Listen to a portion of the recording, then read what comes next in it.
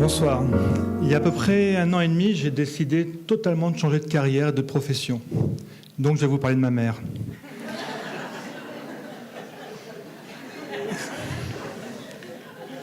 Il y a à peu près 5 ans que je suis rentré d'Espagne. Et c'est important que je vous parle de l'Espagne parce que les gens ne sont pas du tout pareils en Espagne et en France. Et depuis 5 ans, j'ai entendu une petite musique qui me disait « Tu ne crois pas qu'il serait temps de couper le cordon un petit peu ?» Mon fils a sa maman. Bon, il faut dire que j'habite à 300 mètres de chez ma mère. Et encore, j'ai déménagé au début du mois. Avant, j'habitais à 50 mètres. Et j'ai échappé à habiter sur le même palier. Et en fait, si je vous ai parlé de changement de carrière, c'est que je me suis lancé dans le coaching et j'ai fait donc une formation en coaching. Dans cette formation en coaching, il y a un sous-groupe de coaching.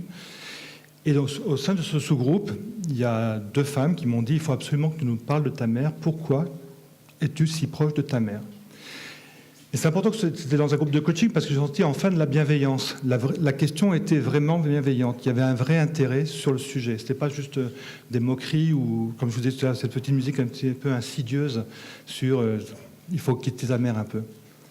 Et donc je me suis senti autorisé à leur expliquer. En fait, si je suis si proche de ma mère, c'est que j'ai la chance, je l'ai choisie. Et j'ai la chance parce qu'elle m'a choisi également. Que je vous explique un petit peu. Ma mère est décédée quand j'avais 5 ans, d'une longue maladie, comme on dit. Et donc, pendant tout le temps où j'étais hospitalisé, j'ai été recueilli par ma marraine, qui est donc ma tante, la sœur de mon père naturel. Vous suivez toujours?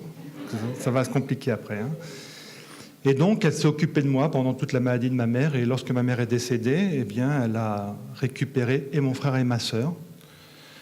Donc, elle s'est retrouvée tout à coup avec 3 enfants de 5, 7 et 8 ans. Et elle a proposé à mon père naturel de nous garder le temps qu'il se retourne, qu'il s'organise pour pouvoir effectivement après retourner habiter chez lui. Bon, il semblerait qu'il ne se soit jamais retourné puisqu'il a tracé sa route avec une autre femme et d'autres enfants. Et donc, nous sommes restés chez mon oncle et chez ma tante. Il faut que je vous dise qu'à cette époque-là, mon oncle et ma tante, qui ne pouvaient pas avoir d'enfants, envisageaient l'adoption. Donc j'allais dire qu'on est arrivé à point nommé, les choses étaient plutôt bien, et pendant des années, on a été éduqués, on a vécu heureux, on partait en vacances en Espagne, on partait en colonie de vacances, etc. Il a bien fallu un peu légalement mettre les choses au point, puisque pour ceux qui le savent, si vous quittez le territoire avec des enfants mineurs, il faut l'autorisation des parents. Donc mon oncle et ma tante ont demandé la garde légale. Et puis petit à petit, le père était absent, il n'était plus là, il nous avait abandonnés, mais ça ne me semblait pas vraiment un problème. Jusqu'en 1988 où il est décédé. Donc nous étions majeurs. Ça ne se voit pas, je suis un peu plus âgé que je le fais. Hein. Nous étions majeurs, donc avec mon frère, nous avons assisté à l'enterrement de mon père. Et c'est assez bizarre parce que mon frère il y a 2 choses qui m'ont marqué. Mon frère m'a dit, tu te rends compte ? Quand le curé a demandé aux enfants de notre père de s'avancer, ce n'est pas vers nous qu'il s'est tourné, c'est vers des inconnus. Donc moi, ça ne m'avait pas choqué, donc ça m'a quand même beaucoup interrogé. Et la deuxième chose, j'ai croisé la veuve de mon père, qui s'est accrochée à mon cou, et qui a dit vraiment, il faut lui pardonner. Elle pleurait, il faut lui pardonner. Et moi, je ne comprenais pas ce qu'elle me disait. Mais lui pardonner quoi ?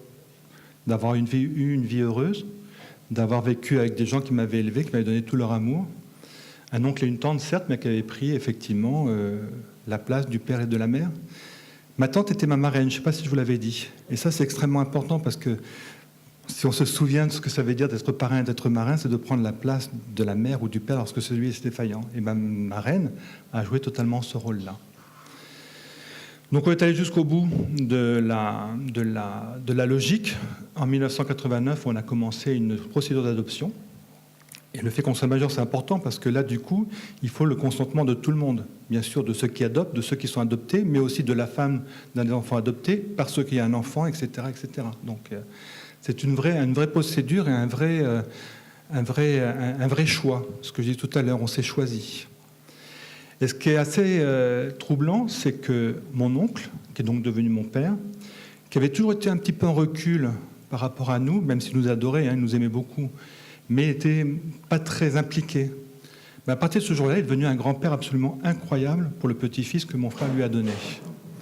Et ça, c'était juste beau de voir comment tout à coup, ce choix qu'on avait fait avait bougé.